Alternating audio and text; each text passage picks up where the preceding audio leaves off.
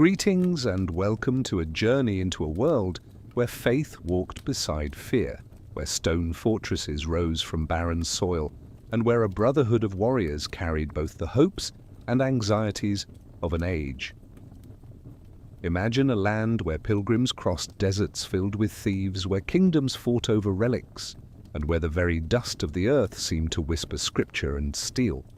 Picture an order with no lands of its own, no ancient dynasty, no royal lineage, an order that should by all sensible measures have remained a footnote in the margins of history.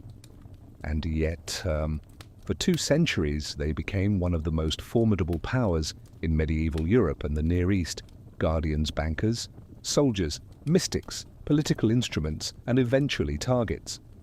This is the story of the Knights Templar, their birth in poverty, their rise to unmatched influence, and the long shadow cast by their destruction. How did a handful of destitute knights become trusted by kings? How did a monastic order wield the reach of an early financial empire? How did their vows of silence transform into whispers of heresy? And why did their end reshape the politics of Europe long after the flames died? Tonight we trace the roots of a brotherhood forged in danger, sustained by discipline, and crushed by ambition, a tale of devotion, betrayal, pilgrimage, power, and the fragile architecture of belief. But before we begin, breathe. Let the noise of the present ebb away. Settle into the slow rhythm of torches flickering against ancient stone. Now step back with me into the 12th century, into the scent of dust after sunrise, the clatter of hooves on rough roads, and the quiet resolve of men preparing to defend a world they barely understood. The Vow of the Road. The story begins with a simple image, a lone rider dismounting, choosing to walk beside weary pilgrims on a road that led through danger. Hugues de Payan, a minor noble from Champagne, understood that chivalry was not merely about battle. It was about presence, a knight lowering himself to the pace of common believers, listening to their fears and seeing with his own eyes the broken bodies left along the pilgrim routes to Jerusalem. He witnessed more than banditry. He saw the collapse of hope on faces that had traveled months to kneel at a holy tomb. This landscape of peril formed the seed of a revolutionary idea, a warrior monk bound not to a castle or lord, but to a higher obligation, the safety of those who had no swords. Dust and iron. At that time, the Holy Land trembled under shifting allegiances. The Crusader states were fragile, held together by ambition more than unity. Caravans moved under the threat of ambush. Desert winds erased the tracks of the missing. Hugues understood the stakes. If pilgrimage died, the Christian presence in Jerusalem would wither. Protection was not charity, it was strategy. A new rule. He gathered a small company, 9 knights without banners or wealth, and they took vows of poverty and obedience before the Patriarch of Jerusalem. Their quarters were humble, carved into the ruins of older fortifications. Their weapons were old, repurposed. Their purpose was new. No one yet knew that this modest experiment would reshape the medieval world. House of the Temple. Their first shelter. The former stables near the Temple Mount gave them both a name and a symbol, Milites Templi, the Knights of the Temple. The location carried weight. It stood over layers of memory, Jewish, Roman, Byzantine, Islamic. The Templars lived above ancient foundations but looked not downward to history, only outward toward the roads they must guard. Here a rhythm took shape: prayer at dawn, patrol by noon, return by dusk. Their silence, required by their monastic rule, became a form of invisible discipline. While other knights boasted rank and contested honor, these men spoke rarely, listened always, and worked in the language of vigilance. Whispers in courts. Pilgrims returned to Europe with stories not of grand battles, but of unexpected protectors. Kings heard the rumors, clergy recognized the political opportunity, and slowly the knights who owned nothing acquired a reputation worth more than coin. Europe had discovered a new instrument of influence. The unlikely petition. In 1129 at the Council of Troy, Hughes and his brothers presented their case an order of warrior monks sanctioned to fight in the name of God. It was unprecedented, even unsettling. Monks prayed, knights shed blood. Could these contradictions coexist? Bernard of Clairvaux, a man whose words could tilt kingdoms, argued that they must. He saw in the Templars a purity that secular lords lacked, and a tool the Church could use. His support turned a small band of guardians into an official order of Christendom. 2 knights, 1 horse. From this period comes one of the strangest emblems in medieval history: 2 armored knights sharing a single horse. It was both literal and symbolic, a declaration of poverty, brotherhood, and sacrifice. But it also hinted at something deeper, a willingness to defy the traditional expectations of nobility. Templars were not meant to impress. They were meant to endure. The rule takes hold. Their monastic rule, composed by Bernard, shaped every aspect of life. No adornment on swords. No decorative fabrics, no private conversations with women, no hunting except for survival, no unnecessary speech. It was a system designed to strip away everything except purpose. Templars became known for their discipline, their uniformity, and their unshakable presence on the battlefield. The first fortress. At the edge of the pilgrim routes rose their earliest strongholds, stone sanctuaries where refugees could rest, where patrols could gather, and where weary knights prayed over fallen brothers. These fortresses were not palaces. They were functional, built to endure siege, sand, and the silence of night. Their architecture taught Europe a new lesson: power could be humble, and humility could be powerful. Guardians or instruments. The more successful the Templars became at protecting pilgrims, the more deeply they became entangled in the politics of the Crusader states. Kings trusted them because they could not be bribed. Lords resented them because they could not be commanded. Church leaders praised them publicly and doubted them privately. They had created a new form of authority, answerable only to the Pope. The invisible network routes, once plagued by raiders, grew safer. Caravans traveled under their watch. Fortified way stations formed a skeleton of security across the Holy Land. In stabilizing the roads, they stabilized economies. And in stabilizing economies, they became indispensable. No one yet imagined that their discipline would one day evolve into a financial structure spanning Europe. But the foundations were already laid. Night patrols picture a quiet desert, night stars cold above dunes, shifting like slow breath, and a small patrol moving in loose formation, listening for the smallest echo of threat. The Templars learned to read silence, its patterns, its warnings. They understood that safety was not the absence of danger, but the presence of vigilance. This approach would define them for generations. A brotherhood of burdens. They were bound not by birth, but by responsibility. Their battles were fought less for glory than for the weary travelers who depended on them. And in that purpose lay the quiet origin of their extraordinary rise. For power begins not in crowns or castles, but in trust, a sign carried into fire. The Red Cross did not begin as a symbol of power.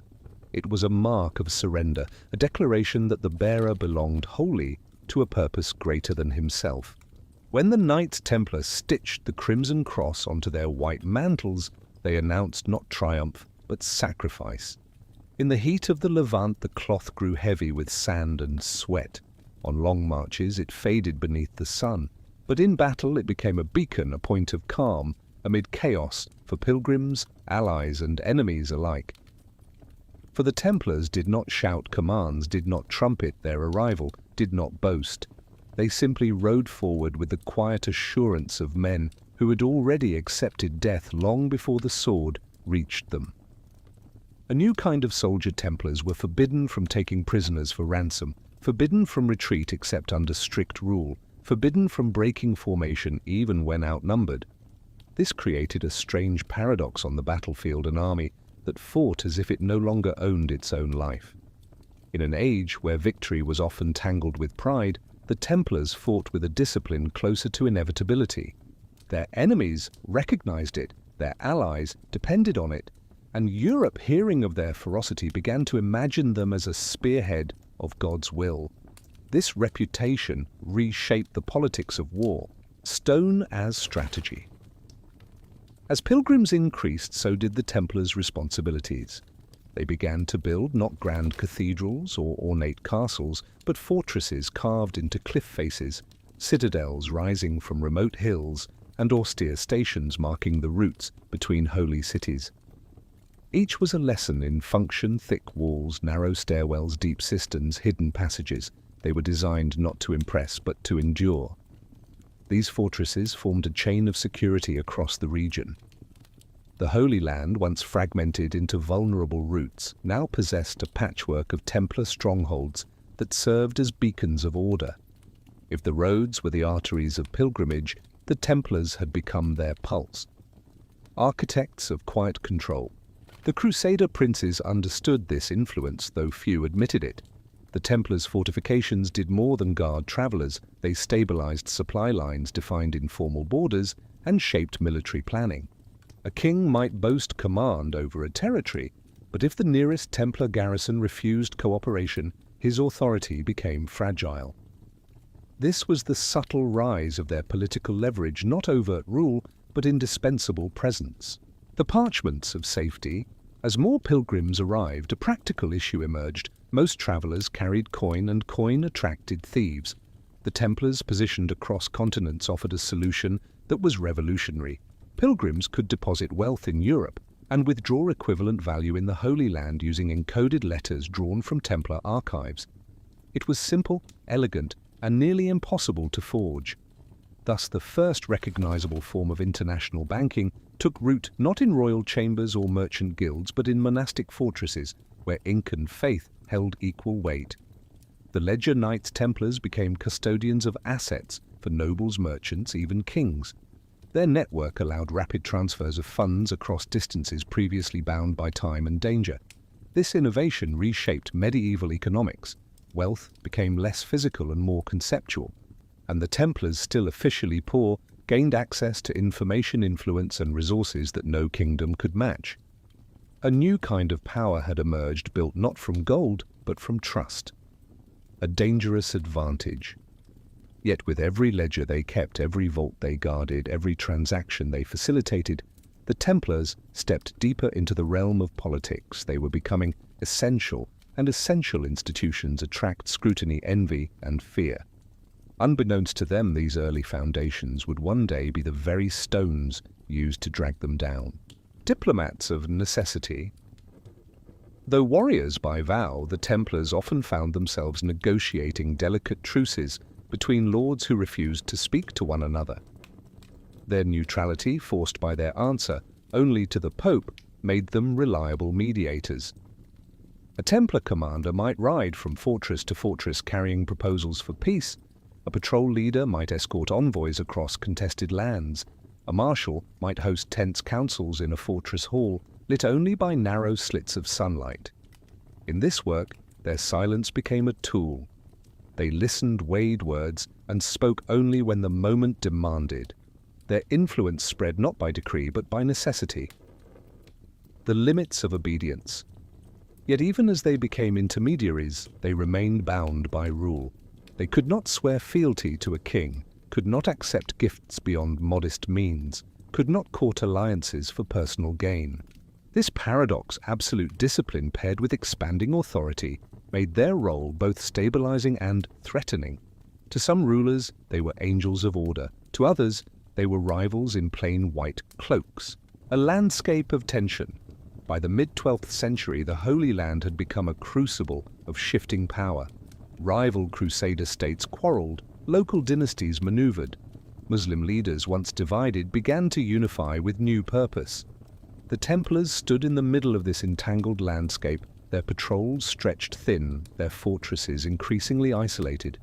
The roads were no longer just paths for pilgrims, they were lifelines for armies, messages, and trade. And every dawn patrol carried the cold expectation of ambush, the weight of command.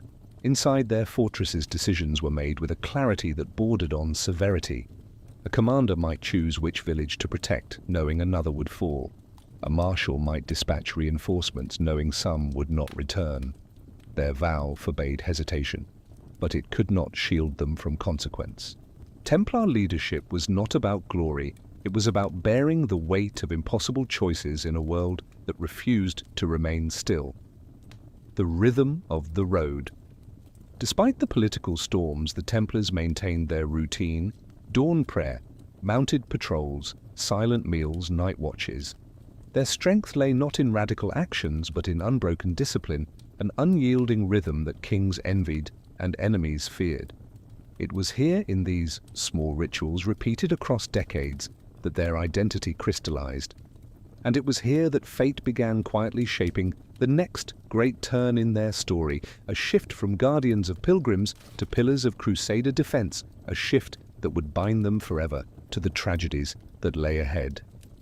The calm that misleads. At first, the Holy Land appeared to settle into an uneasy stillness. The Templars, accustomed to nightly alarms, found stretches of road briefly peaceful. Caravans moved without incident. Small markets reopened near fortress gates. Pilgrims, hopeful and naive, believed that the era of constant fear was fading. But beneath this passing calm, something older and far more deliberate was forming. In fortresses across the region, Templar commanders sensed the change before others did. Patrols returned with stories of new alliances among distant tribes.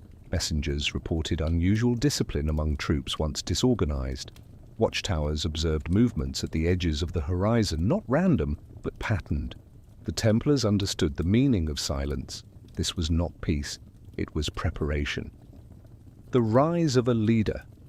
Far beyond the site of their patrol routes, a new figure was gathering influence, Salah ad-Din, known in the West as Saladin.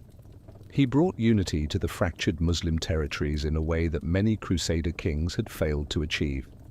With disciplined diplomacy and a sense of purpose that rivaled the Templars' own, he reshaped the political landscape around them. The Templars did not underestimate him. Their scouts followed his early campaigns with quiet alarm, noting his patience, his strategy, his refusal to be drawn into reckless combat. In their dimly lit halls, commanders whispered what lesser lords refused to admit: a reckoning is coming. The citadel of Safed. Among the many strongholds under Templar keep, Safed became the symbol of their determination. Perched high above the valleys, it controlled the approach routes to Galilee and the northern reaches of the kingdom. Its walls were thick, its towers well positioned, its cisterns deep enough to withstand months of siege. Safed was more than stone. It was a declaration: we will not retreat, we will not relinquish this land. Within its walls, the Templars trained relentlessly, not with the fire of zealots, but with the steady conviction of men who accepted the burden of frontline responsibility. Their movements were methodical, almost meditative. Sword drills at dawn, bow practice by mid-morning, mounted maneuvers at dusk. This rhythm kept fear from taking root. The arrival of the Franks, yet even within Safed, challenges grew. Crusader armies from Europe arrived, reinforcements sent by kings who seldom understood the realities of the East. They arrived with pride banners and expectations. They underestimated the climate. They misunderstood the alliances. They believed that numbers alone would ensure victory. The Templars watched these arrivals with polite restraint. They saluted their leaders, assisted their logistics, and offered counsel. But counsel unasked is counsel ignored. And in the months that followed, this quiet tension would grow into a fracture with lasting consequence. A decision that could not be unmade. In 1187, the Crusader states made a fateful choice.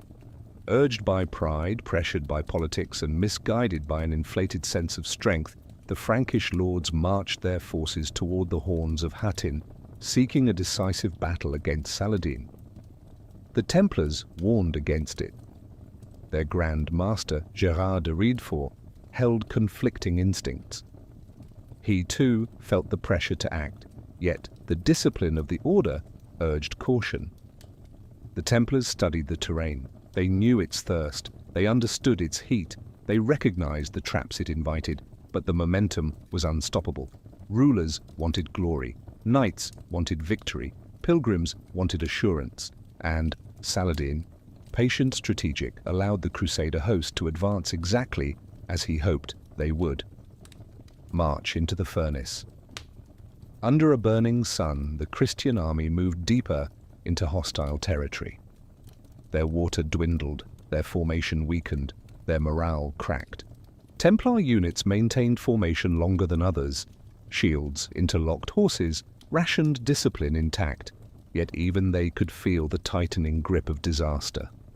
At night, enemy forces circled the camps, beating drums to deprive them of sleep.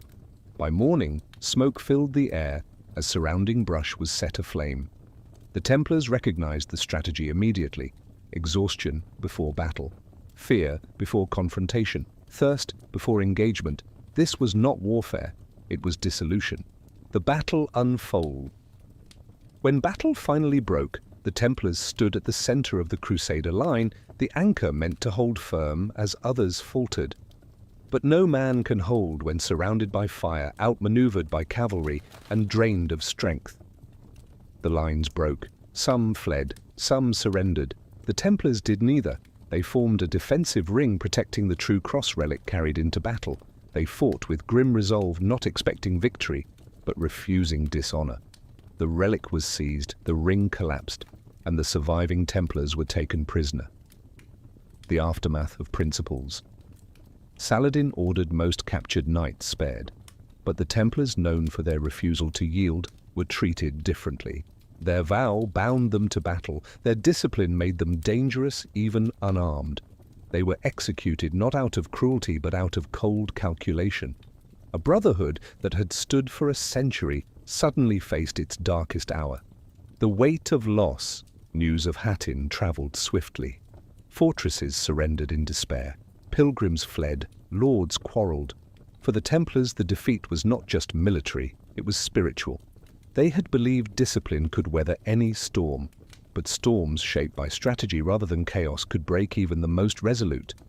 Yet even in this devastation, they began to regroup quietly, methodically, planning how to rebuild what had been lost. For resilience was written into their rule, and history had not finished with them. A return to the roads. After Hattin, the Templars withdrew to remaining strongholds, consolidating their scattered forces. They repaired walls, reinforced gates, and resumed patrols sooner than expected. Their discipline gave them endurance. Their structure gave them purpose. Their losses gave them clarity. This rebuilding marked a profound transformation. The Templars shifted from defenders of a fragile kingdom to stabilizers of a collapsing one. A brotherhood remade. The novices trained harder, the veterans shared their knowledge, the commanders, chastened by defeat, set aside rivalries and focused on survival. The order had suffered, but it had not broken. It began to evolve, not in splendor, but in resolve. And in this quiet transformation, a new narrative emerged, one that would eventually carry them beyond the Holy Land, across Europe, and deep into the political machinery of kings. But for now, in the aftermath of ruin, they returned to the simple rhythm that had always sustained them, watching the road, guarding the traveler, and preparing for what history would demand next.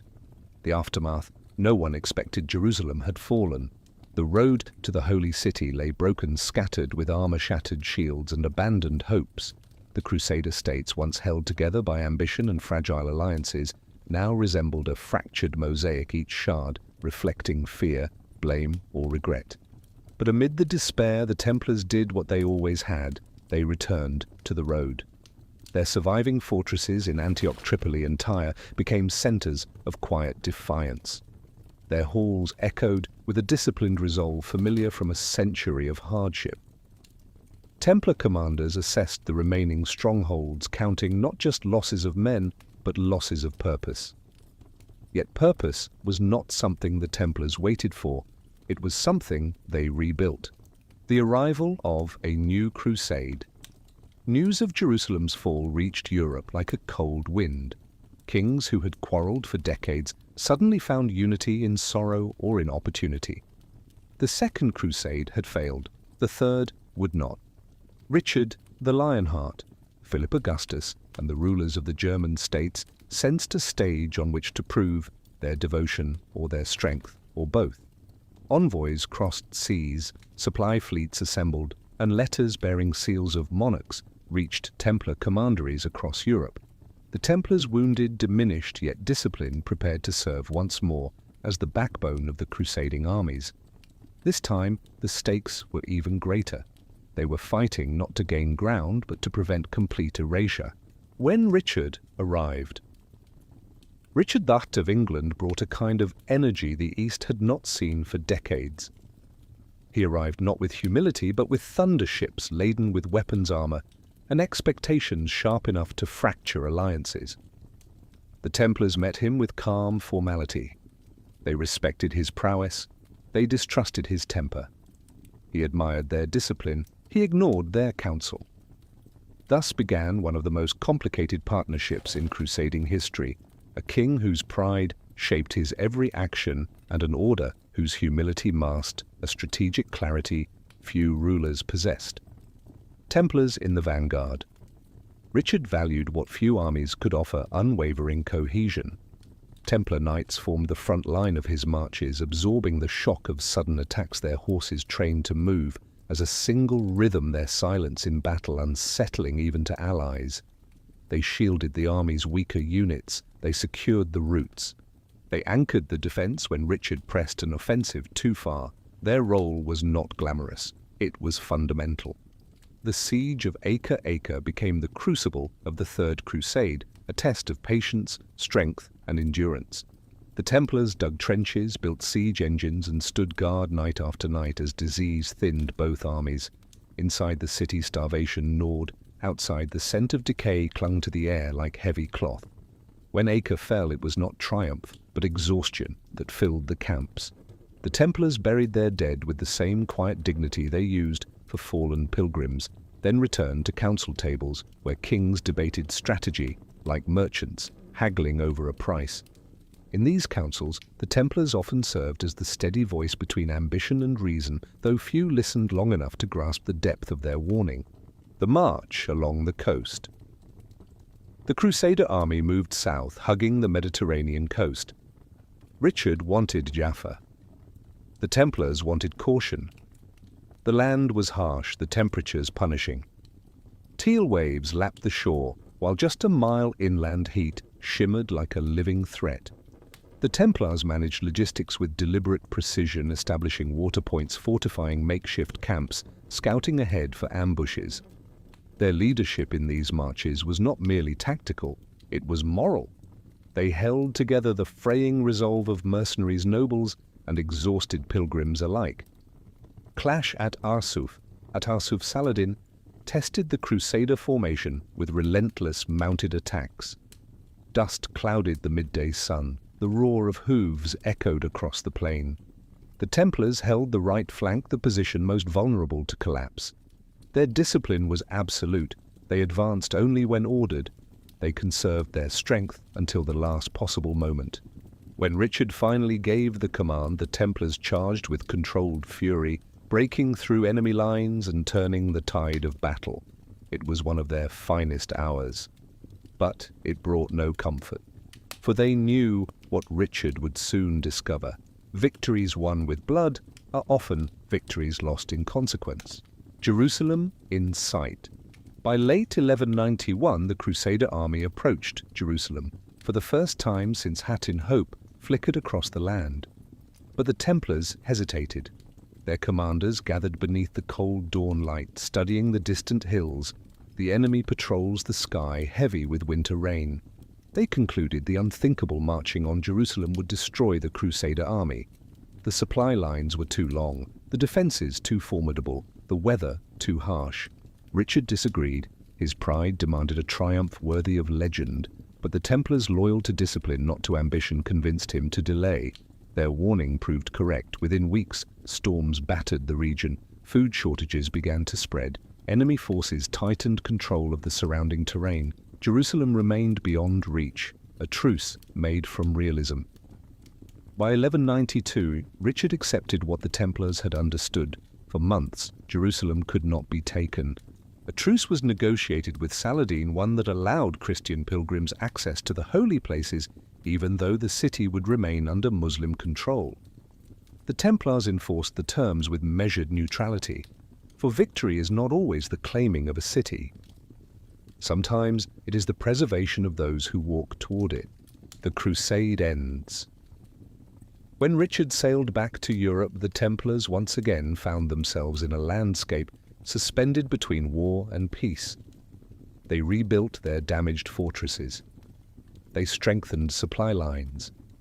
They resumed protecting pilgrims who crossed lands still trembling with unease.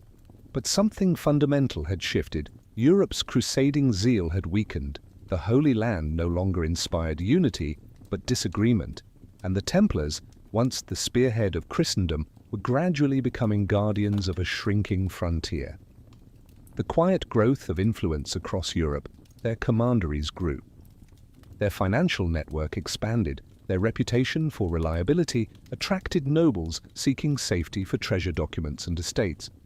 What began as a brotherhood of 9 knights now controlled thousands of properties, a fleet of ships, and a web of trust linking courts from London to Acre. This growth would soon become both their strength and their undoing. For as the Templars adapted to a world losing interest in crusade, another force was awakening more dangerous than any army they had faced in the East. A king with ambition greater than his resources, a monarch who saw the Templars not as guardians of the faith, but as obstacles to his own power. The long shadow of conflict now shifted from desert battlefields to the marble chambers of European courts. And in those halls, the quiet storm that would one day destroy the order had already begun to form. A Europe no longer the same. When the Templars returned from the Third Crusade, they stepped into a Europe transformed. The memory of Jerusalem's fall still haunted sermons, but practical concerns now overshadowed spiritual ones. Kings fought over borders, merchants fought over trade routes, church authorities fought among themselves over authority and influence. Across this brittle landscape, the Templars resumed their quiet work, guarding roads, managing estates, lending support to travelers, and maintaining the order's vast financial network. But the world no longer saw them as mere warrior monks. They had become, in the eyes of many, custodians of wealth, protectors of secrets, and possessors of influence that rivaled monarchs. Such perceptions are dangerous, for those who see shadows where none exist often choose to create the darkness themselves. The changing purpose of the order. As the Crusades waned, the Templars were forced to adapt. Their fortresses in the Holy Land still required soldiers, yet volunteers from Europe became fewer each year. Their fleets needed maintenance, but donations slowed. Their responsibilities grew heavier just as the West's enthusiasm faded. Thus, the Templars relied more heavily on their European commanderies, not for luxury, but for survival. Their economic system, once a tool supporting war, now became the backbone of the entire order. This shift would soon spark suspicion, envy, and accusation. A king in debt. Philip III of France, known as Philip the Fair, ruled with a vision sharper than any blade. He sought to centralize power to bend nobility and clergy alike toward the crown. But crowns require coin, and Philip's treasury was thin. He had waged costly wars, he had clashed with the papacy. He had minted currency so poor in quality that merchants laughed behind closed doors. And throughout his kingdom, one institution remained financially stable, respected across borders, and beholden to no king, the Knights Templar. Admiration concealing resentment. At first, Philip courted the order. He borrowed vast sums, he sought their advice. He asked for their support in diplomatic disputes. The Templars lent him money as they would any monarch. They offered counsel when he asked. They remained loyal to their rule and to the Pope, not to any single king. Philip interpreted this neutrality as defiance. It was not defiance, it was discipline. But ambition rarely distinguishes the two. The rival suitor. Another order grew in influence across Europe, the Hospitallers. Where the Templars guarded roads and strongholds, the Hospitallers managed hospitals, ports, and fortifications of their own. Some rulers began to favor them, believing the Hospitallers easier to control. Whispered comparisons filled royal courts.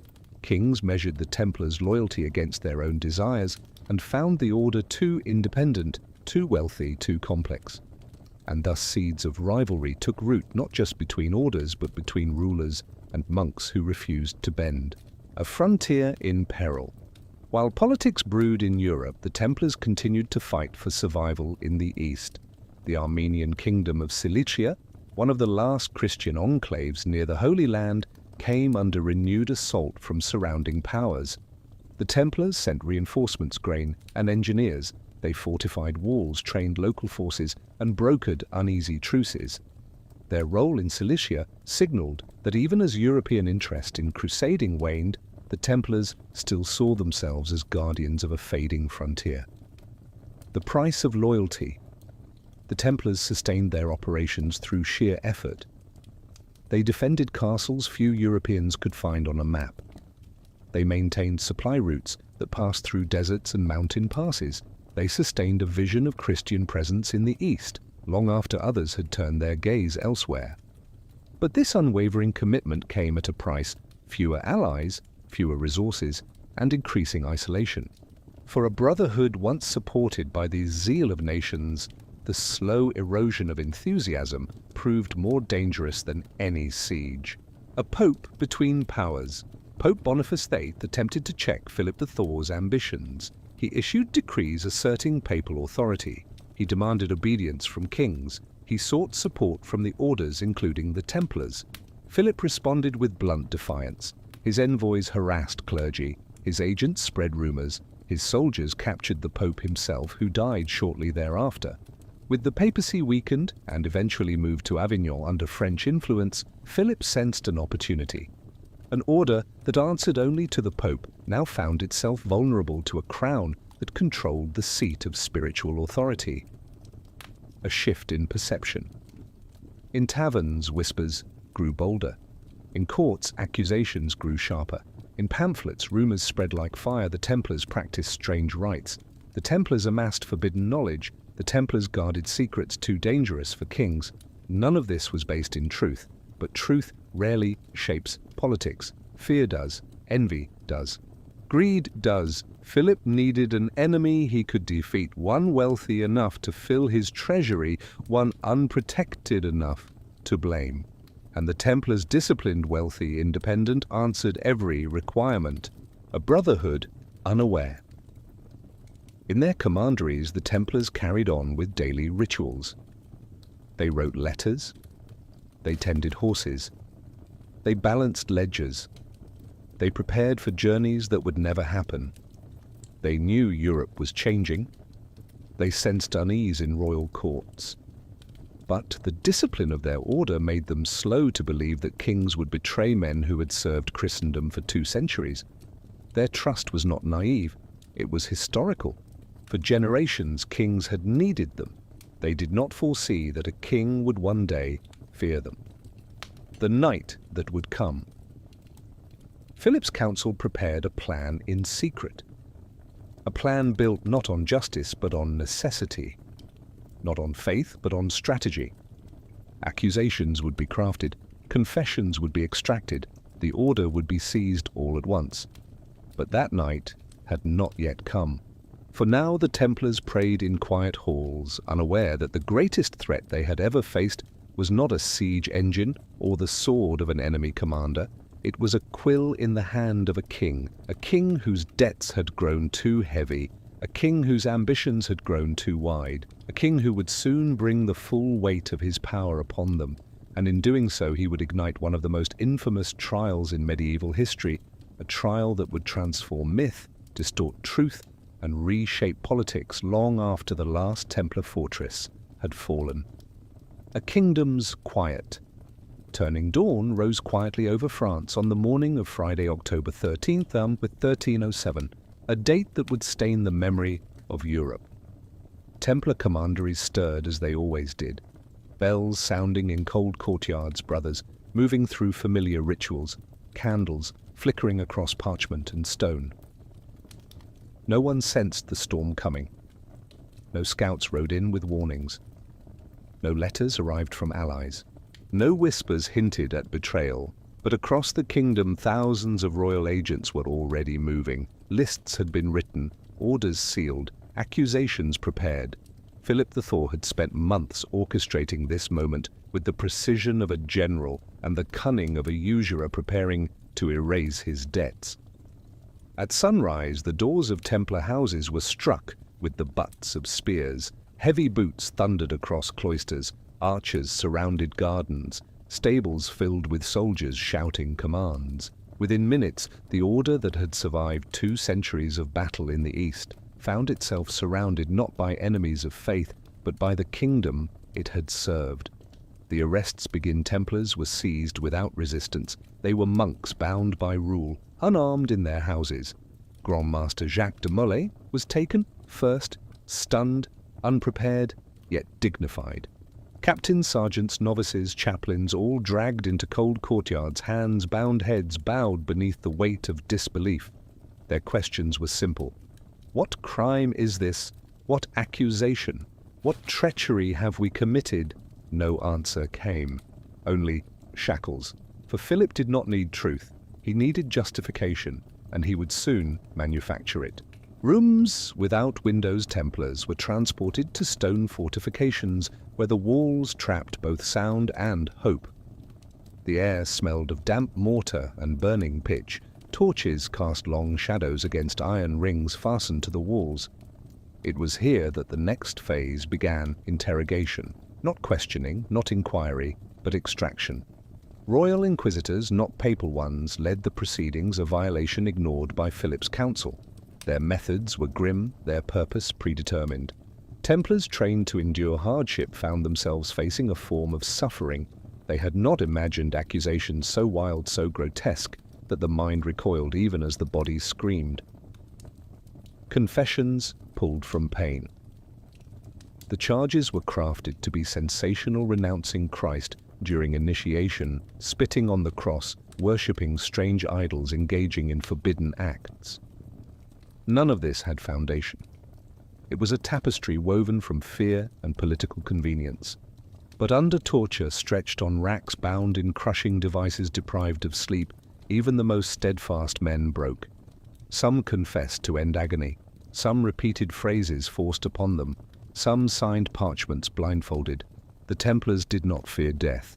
But pain has a logic of its own, and Philip counted on that. Europe reacts in shock. As confessions spread, churches gasped, merchants whispered, kings asked their advisors whether the charges could possibly be true. The Templars had been revered for generations, their discipline admired, their sacrifices remembered. Yet public opinion is fragile, easily overturned by accusation, easily shaped by fear. Philip ensured that rumors crossed borders faster than letters. He released confessions without context. He staged public displays of penitent knights. He framed the arrests as a heroic cleansing of corruption. Within weeks, suspicion overshadowed centuries of trust. The papacy cornered Pope Clement V, living under the shadow of French influence in Avignon, tried at first to defend the order. He demanded the Templars be placed under papal authority. He questioned the legality of the mass arrests. He requested evidence. Philip responded with pressure, political pressure, economic pressure, and threats subtle but unmistakable. If the Pope resisted, he risked the same fate as Boniface before him. Clement hesitated, then wavered, then yielded. The Templars had lost the one protection their rule assumed would endure forever: the independence of the Church. The first burnings. By 1310, Paris held the largest group of imprisoned Templars. Many had retracted their forced confessions, choosing truth over survival. When the inquisitors demanded they recant again, dozens refused. Their words were simple: we are innocent.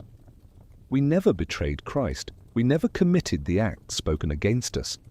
This defiance left Philip furious, and in fury he acted. On a cold March morning, 54 Templars were led to a field near Paris. A platform was built, wood soaked in oil. Crowds gathered silent with dread. The Templars sang psalms as flames rose around them. Their voices echoed through smoke, calm even as fire consumed the white mantles they once wore into battle. This spectacle, intended to silence them, instead made them symbols. But symbols cannot stop a king. The council prepares its verdict. Church councils convened, delegates debated. Some defended the order, others sought compromise. Most wished only to avoid angering Philip. The question was no longer truth. It was procedure, politics, power. The Templar order, disciplined, wealthy, transnational, had become too large to protect and too useful to destroy without justification. Philip provided that justification, and Europe accepted it. Jacques de Molay stands alone. By 1314, the Templars had been dissolved in most kingdoms, their properties transferred to the Hospitallers or seized directly by monarchs, their brothers scattered, imprisoned, pardoned, or reduced to humble lives far from the roads they once guarded. Only Jacques de Molay and a few senior leaders remained to face final judgment. He had confessed earlier under torture. Now he was asked to confirm it publicly. Instead, before clergy and witnesses, he rose and spoke with clarity. "We are innocent. Our order is pure. Our lives have been spent in service to God." His words shattered the carefully crafted narrative Philip had built. They humiliated the crown. They threatened the machinery of accusation. The sentence was decided within hours: the island execution. That evening, on a small island in the Seine, Jacques de Molay and Geoffrey de Charnay were tied to stakes. No trials, no appeals, no delay. As flames rose, the Grand Master did not waver. He faced Notre Dame Cathedral and prayed not for rescue, but for justice. Witnesses claimed he declared that both the king and the Pope would soon answer before a higher judgment. Within months, both Philip V and Clement V were dead. Chronicles turned this coincidence into prophecy. Legends turned it into a curse. But history remembers it differently as the final act of a man deprived of everything except dignity. What remained? After the flames, the Templars did not vanish. They dispersed. Some joined the Hospitallers, some returned to family lands, some served as soldiers for hire, some vanished into the anonymity of rural life. Their archives were scattered. Their treasures, if any existed, were seized by kings. Their commanderies changed banners. Their reputation became a battleground of myth and accusation. But what truly survived was not gold, nor relics, nor secrets. It was discipline, memory, a way of life that outlasted their order. For even dissolved the idea of the Templar, the silent knight, the disciplined guardian, the soldier monk persisted in European imagination. An idea kings could kill but not erase. A brotherhood without walls. When the Templar houses were emptied and their symbols pulled from stone, Europe did not suddenly become quieter. Instead, the absence of the order created a strange hollow, as if centuries of vigilance had been removed in a single night, leaving the roads colder, the forests darker, the sea lanes less certain. Former Templars, stripped of their mantles, travelled those same roads now as ordinary men. Some walked alone through frost-laced mornings. Some laboured in fields they had not seen since youth. Others sought refuge in monasteries or among distant relatives who scarcely recognized them. They carried no banners. They made no demands. They asked only for space to breathe after years of confinement, loss, and accusation. But the world they returned to was not the one they had left. Suspicion followed them. Curiosity followed them. And in some corners quiet respect lingered for the memory of an order kings had dismantled, but conscience had not condemned. Letters with no seal. Some former sergeants wrote to one another, careful not to mention their past too plainly. Old friendships rekindled like embers in cold hearths. They shared news of scattered brothers, discussed small hopes of survival, and whispered prayers for those still imprisoned. These letters often ended the same way: "May God hold what the world has broken." And in the margins one could sense the fragile persistence of a brotherhood that refused to fully die, a vacuum filled by myth. The destruction of the Templars created an unexpected phenomenon. People talked about them more after their fall than they had during their greatest victories. In taverns, farmers whispered of hidden vaults beneath burned commanderies. Scribes hinted at sealed chambers the king's men never found. Merchants spread tales of secret Templar ships anchored in distant coves, loaded with relics spirited away before the arrests. Most of it was fantasy. A few fragments contained grains of truth. But myth grows where understanding is weak, and the Templar story, stripped from courts, carved from chronicles, silenced by decree, became a canvas onto which Europe painted its anxieties and desires. Guardians or heretics? Some said the Templars had been custodians of forbidden knowledge. Others claimed they had preserved ancient wisdom from the Temple of Solomon. Still others whispered darker tales and echo of the accusations Philip used to justify arrests. These rumors clung to the Templar name like frost to winter branches. The truth was simpler. The Templars had been soldiers and administrators bound by rule and discipline, not seekers of hidden truths, but the world preferred mystery. And mystery, once unleashed, rarely returns to silence. The chronicles diverge. Writers across Europe began crafting competing visions of the order. Some wrote elegies praising courage, sacrifice, and faith. Some wrote condemnations claiming arrogance, secrecy, and impurity.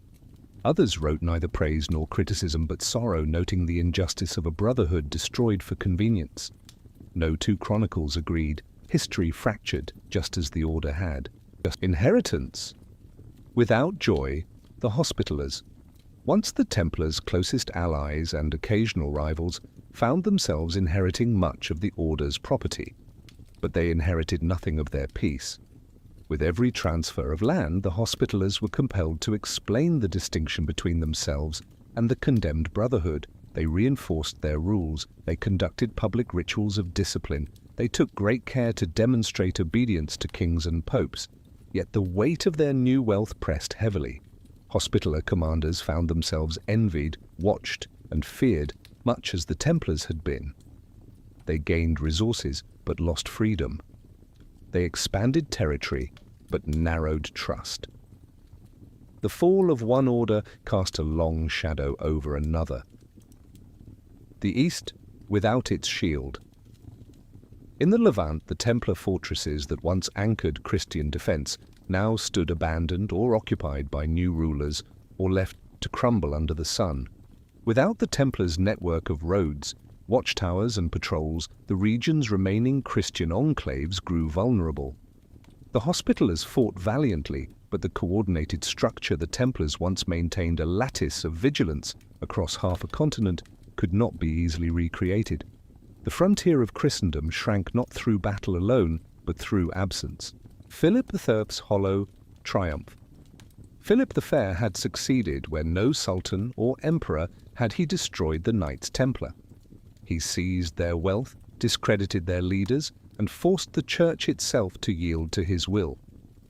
Yet triumph of this nature leaves a peculiar emptiness. The gold he coveted flowed through his treasury briefly before vanishing to pay debts. The lands he seized provoked disputes among nobles. The clergy viewed him with a wary distrust that no papal alliance could mend. Philip died months after Jacques de Molay, his legacy stained with suspicion, his dynasty fragile. And in Paris, where Templar halls once echoed with prayers and discipline, silence settled, not victorious silence, but accusing silence, the papacy in exile. The Pope who had dissolved the order likewise found no peace. Clement V never escaped the shadow of his complicity. His decrees were read, but rarely respected. His authority carried the scent of capitulation. The papacy's move to Avignon placed it under the watchful eye of French kings, turning spiritual leadership into political bargaining. Even monks whispered that a pope who could not protect those sworn to him was no guardian at all. The church would spend decades repairing the damage. Brothers in the margins. Scattered Templars still gathered quietly. Not to plot, not to reclaim power, but to pray. In small chapels, in barns, in forgotten corners of countryside parishes, they prayed for fallen brothers, they prayed for absolution, they prayed for understanding. Some took new vows under different orders, some lived simply as hermits. A few joined mercenary companies, bringing discipline to armies that had never known it.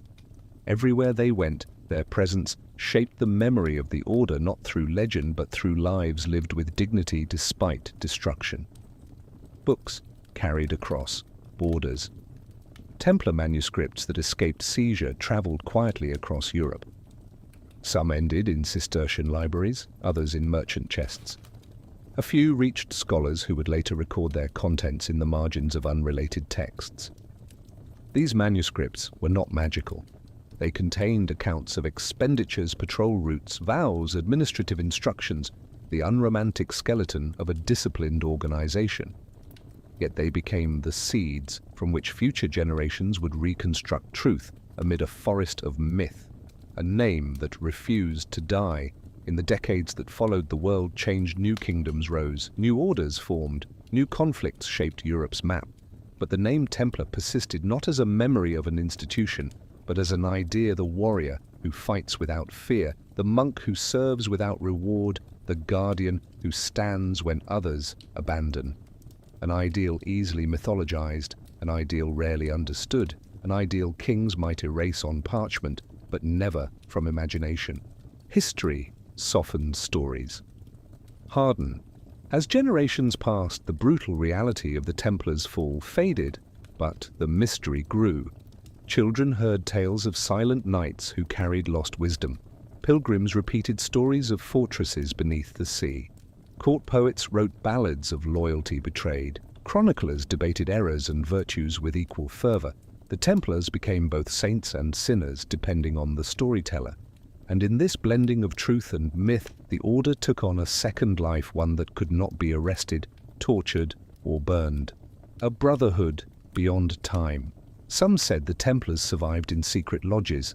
Some believed they sailed to new continents. Others saw them in the disciplined lives of future military orders. Most simply remembered their fall as a warning that power attracts envy, and independence attracts rulers who fear what they cannot command. Yet the memory that endured above all others was simple. The Templars had stood their ground even in the face of kings. Their story was not merely one of rise and fall, but of endurance, discipline, lingering after institutions die, loyalty surviving after banners are torn, and truth echoing long after torches have dimmed. A landscape rewritten. By the early 14th century, Europe had begun to reshape itself around the absence of the Templars. The Order's commanderies, once alive with discipline and horses stamping in stone courtyards, now bore new banners or hung silent beneath ivy. Some had become hospitaller properties, some fell under royal control.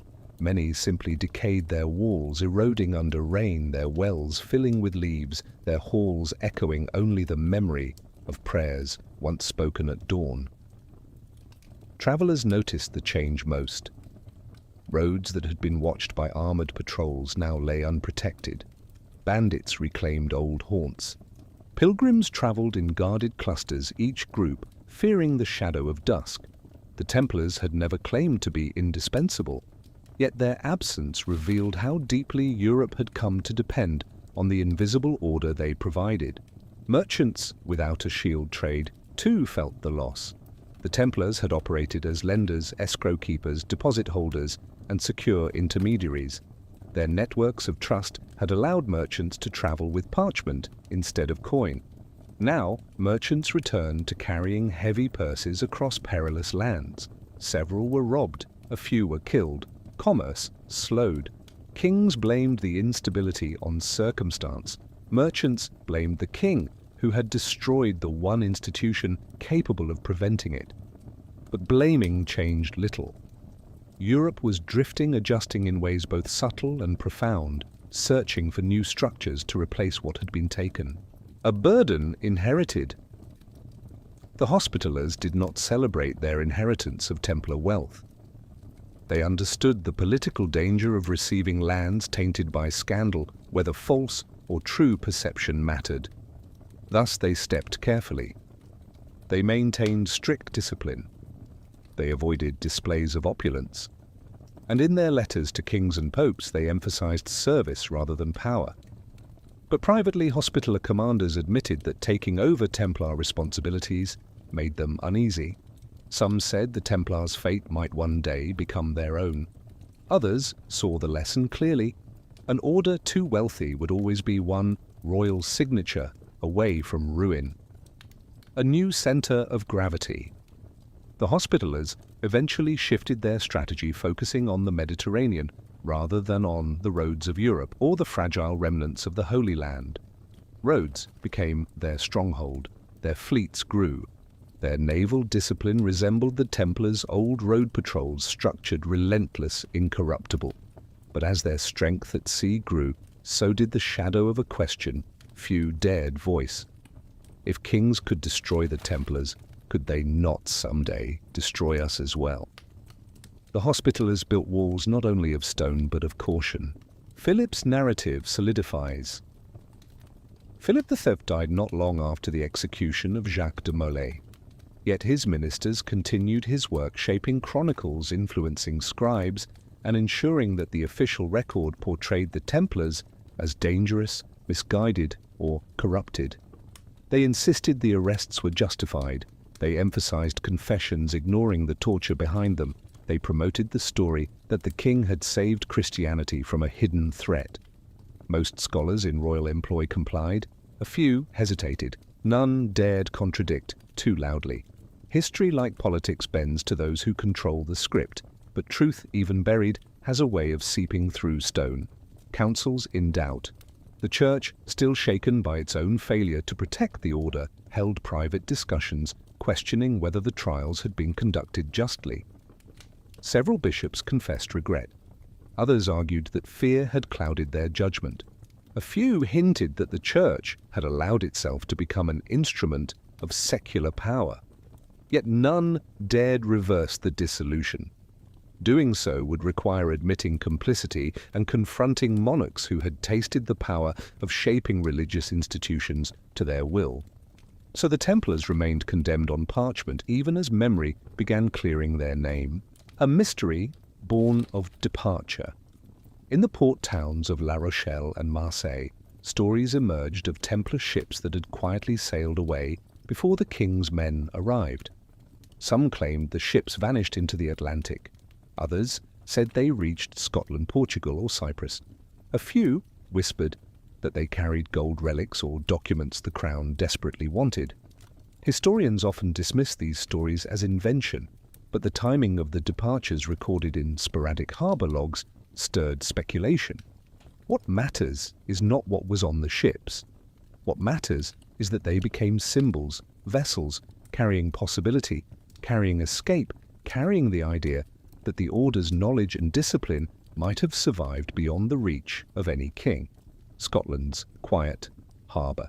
One persistent legend claimed that Scotland, excommunicated at the time of the arrests and beyond papal authority, offered refuge to surviving Templars. Whether true or not, the idea reflected a deeper truth. People wanted the Templars to survive somewhere, anywhere, to carry forward a dignity unbroken by torture or decree. Stories like these, passing from seafarers to shepherds, from monks to merchants, ensured that the order lived not through fortresses, but through tales at the edges of night. Architects without an order. When Templar brothers dispersed, they carried with them knowledge rarely found in any single group: fortification, engineering, road, logistics, ledger, accounting, maritime navigation, diplomatic protocol, horse and weapon management, multilingual negotiation. These skills did not disappear. They seeped into the societies that absorbed them. Templar masons became advisors to nobles. Templar accountants shaped merchant banking practices. Templar riders became instructors in knightly households. Templar scribes carried organizational methods into abbeys. Unintentionally, the order's fall became a dispersal of expertise that would shape Europe's development for centuries. The quiet evolution of finance. The Templars' banking system, once revolutionary, was studied and adapted by Italian merchant families. Their method of credit transfer inspired new forms of trade agreements. Their administrative order became a template for future institutions. Thus, even as the Templar name faded, their innovations lived on beneath other banners. Legacy does not require survival. Sometimes it requires only memory and utility. The birth of the Romantic Templar. As decades passed, Europe changed again. New wars erupted, new monarchs rose, new crises reshaped the continent. And in these changing times, writers began reimagining the Templars not as victims of politics, but as symbols of lost purity, lost courage, and lost purpose. Templars became the protagonists of heroic stories, the bearers of sacred relics, the guardians of forgotten truths. The world had moved beyond them, but imagination had only begun. Myth consumes the men behind it. The real Templars, practical, disciplined, often austere, slowly vanished under layers of legend. Some tales portrayed them as flawless saints, others as secret magicians, still others as hidden architects of future revolutions. None of these depictions were true, but all spoke to a deeper yearning, the desire for an incorruptible order, a disciplined brotherhood, a symbol of unwavering purpose in a chaotic world. That yearning kept the Templars alive far more effectively than any fortress. Legacy beyond intention. By the end of the 14th century, no formal Templar institution remained. Their rule no longer governed daily rituals. Their lands bore new banners. Their leaders lived only in chronicles. Yet their influence persisted in the hands of masons, in the minds of scholars, in the structures of finance, in the stories told beside hearths, in the very architecture of discipline within future military and religious orders. The Templars had been destroyed, but their imprint had not. The world moves forward. Europe shaped itself anew. Nations solidified borders. The Renaissance dawned. Explorers crossed oceans. Empires rose. And somewhere beneath these movements, the memory of the Templars remained like a faint heartbeat, steady, unresolved, waiting for the day when history and legend would converge to form a story the world would never forget. Their fall had been orchestrated with precision, but their afterlife, born of myth and memory, was something no king could control. Branches without a tree. With the formal order dissolved, Europe assumed the Templars had vanished. But human structures do not always collapse cleanly. Sometimes they break like old oak trunks scattering seeds across the forest floor. And from these seeds, new forms emerge, not identical, but carrying memory within their grain. Former Templars now lived in places far from their old commanderies, in fishing villages along the Atlantic coast, in the highlands of Aragon, in the quiet plains of Burgundy, in the fog-drenched valleys of Scotland. They wore no white mantles, they bore no red cross. They did not gather openly, but the discipline remained. The old habits carved into bone endured the way they rose at dawn, the way they walked, with awareness of every horizon, the way they recorded accounts with monastic precision, the way they spoke with restraint, even when provoked. A brotherhood had dissolved, but the individuals had not. Masons, mariners, and men of letters. Some became stone masons, designing arches and walls that stood longer than the memories of kings. Some became sailors, charting seas with the calm logic of men who once managed fleets. Some became clerks in merchant houses, bringing order to labyrinths of accounts. Some became scribes, copying manuscripts with a steady hand and a disciplined mind. Wherever they went, people noticed their quiet competence, their strange mixture of humility and authority, their ability to lead without needing a title. The Templar identity did not disappear, it simply blended into the fabric of European life. Portugal's unbroken thread. One kingdom refused to let the Templar legacy die. King Denis of Portugal had watched the trials unfold and found the accusations unconvincing. He had seen the order defend his coasts, manage his lands, and build fortresses that kept invaders at bay. He trusted them as warriors and administrators. When the Pope dissolved the Templars, Denis created a new order, the Order of Christ. Its members included many former Templars. Its lands included former Templar properties. Its rule echoed Templar discipline with subtle adjustments to satisfy Rome. Here in Portugal, the Red Cross was reborn, slightly altered but unmistakable, emblazoned on ships that would one day sail beyond horizons no crusader had ever imagined. Templar knowledge spread into maritime exploration, navigation, ship discipline, long-distance logistics. Centuries later, these skills would guide Portuguese caravels along the African coast and toward the unknown expanses of the Atlantic. History would remember the Age of Discovery as a royal and national triumph. but its foundations were built by men who once guarded desert roads. Scotland Island of the excommunicated Scotland embroiled in wars of independence and temporarily excommunicated by Rome became a haven for fugitives of all kinds, including perhaps former Templars. Whether they arrived formally or simply blended into local militias, the idea that disciplined knights aided Scottish forces at Bannockburn persisted in folk memory. Some historians doubt it, some accept it. But Scottish ballads speak of silent knights who fought without claiming reward. Such is the nature of legend, it fills the spaces where official record grows thin. The Cistercian connection. The Cistercians had always been close to the Templars. Bernard of Clairvaux himself had shaped the order's rule. After the dissolution, some abbeys quietly sheltered surviving brothers, integrating them into roles where their discipline aligned with monastic life. A few former knights became lay brothers who tended vineyards or managed estates.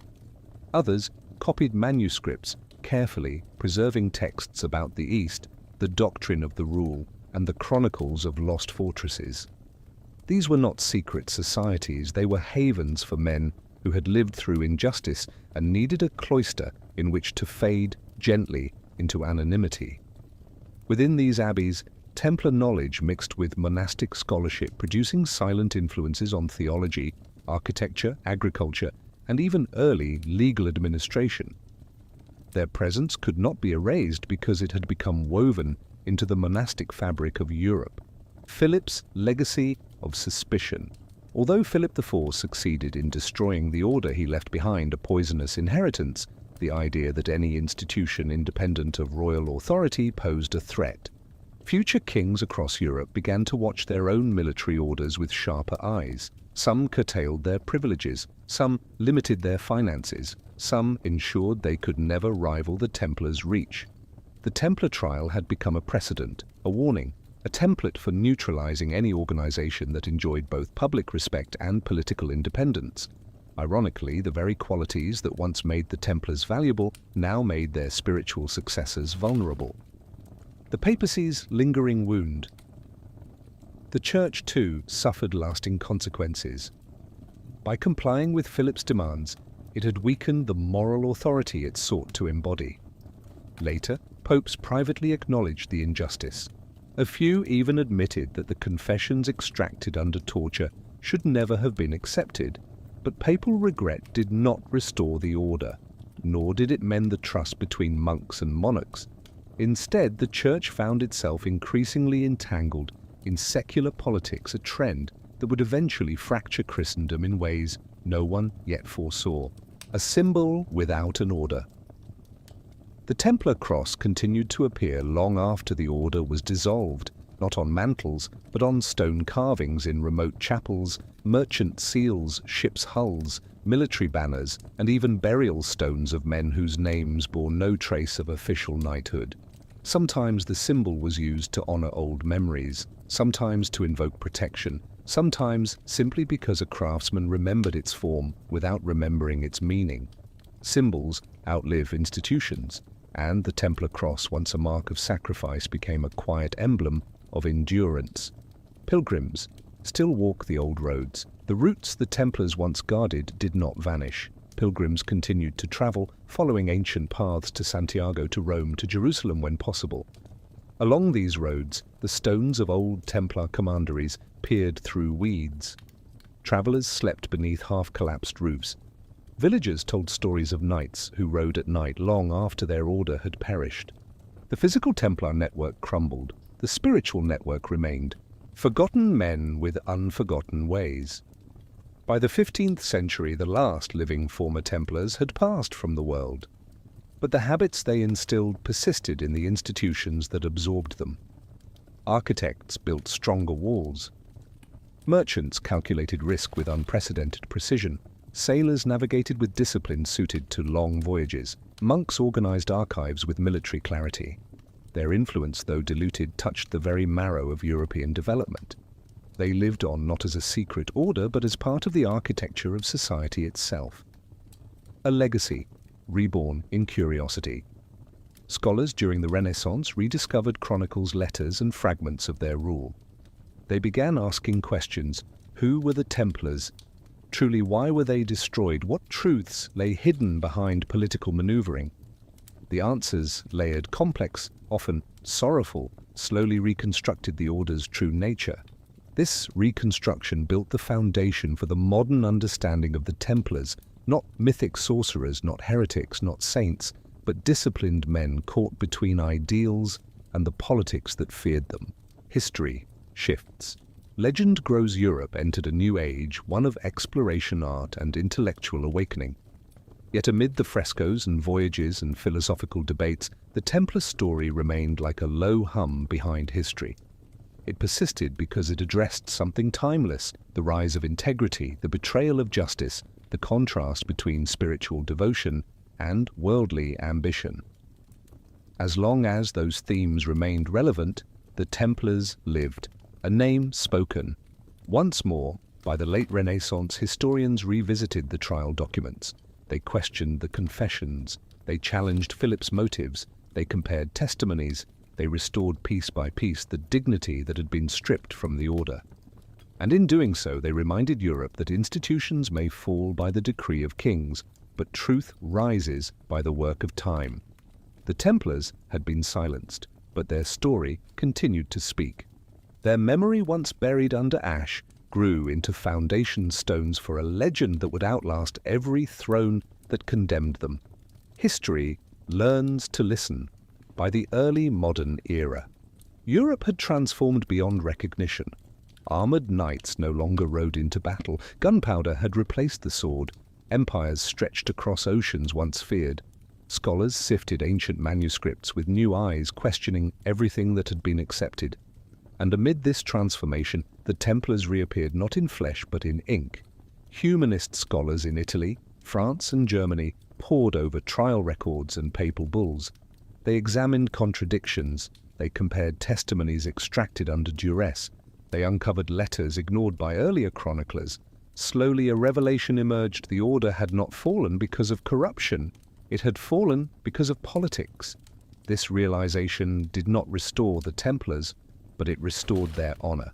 A mirror for power writers began using the Templar tragedy as a cautionary tale, a story of how kings could twist justice, how fear could silence truth, how institutions could collapse when caught between competing powers.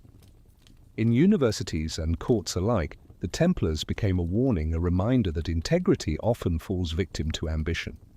Thus the order lived on not as a military force but as a moral lesson carved into the conscience of Europe.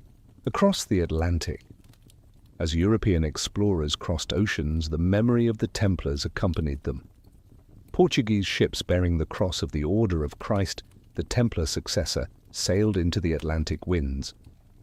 They charted Africa's coastline. They reached India, Brazil, and distant archipelagos.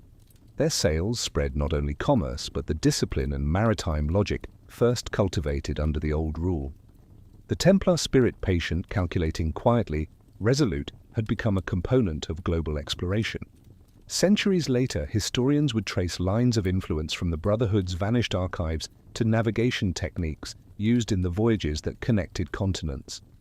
The order had fallen in Europe, but its imprint spanned oceans.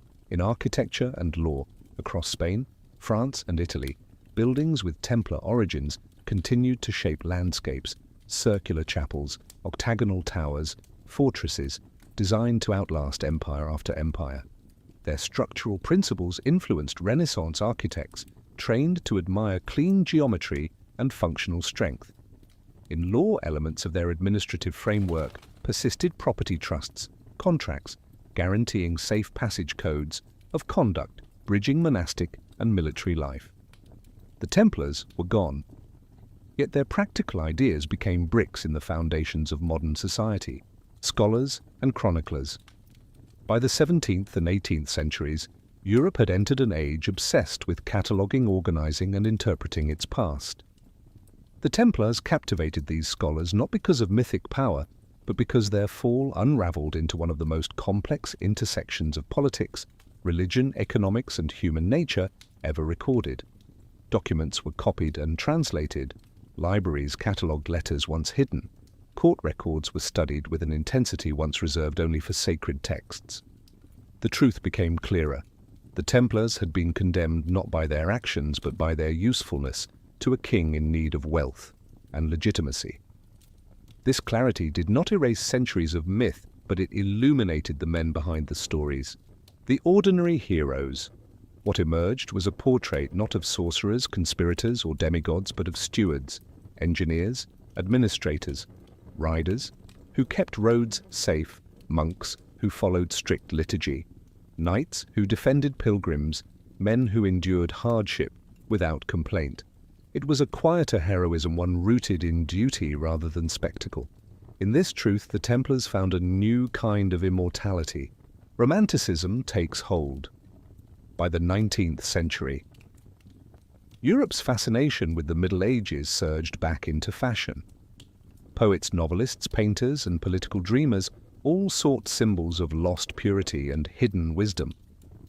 The Templars were ready-made for this purpose. They appeared in novels as protectors of ancient secrets, in paintings as luminous warriors, in operas as tragic martyrs, in political rhetoric as symbols of resistance or reform.